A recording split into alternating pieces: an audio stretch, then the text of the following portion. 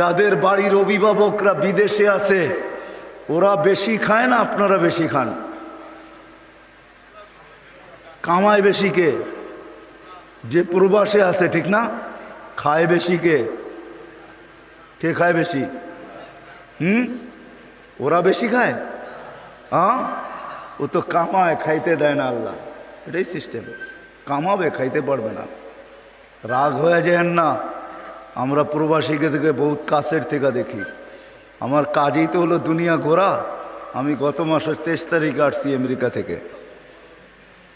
সারা প্রদেশ ঘুরাই আমার কাজ। আমি চিনি, জানি। সারাদিন পরিশ্রম করে যখন আসে তো পিঠটা বলে বিছনা দে, চোখটা বলে ঘুম দে, শরীরটা বলে আরাম দে। তখন এমনও পর্ব আসে শুধু একটা ডিম কোনো মতে বাইজা খায়া ঘুমায় যায়। এমনও দিন আসে পুরান তরকারি ফ্রিজ থেকে বাইর করে কোনো মতে একটু খায়া ঘুমায় যায়। সকালে আবার রিল্যাক্স হয়ে কাজে যেতে হবে। 1 তারিখ আসলেই বাড়িতে পয়সা পাঠাইতে হবে। বিদায় তার সারাদিন চিন্তা থাকে 1 তারিখে কি করে সবার চাহিদা পূরণ করব। বিদায় সে কামায়, খাইতে পারে না।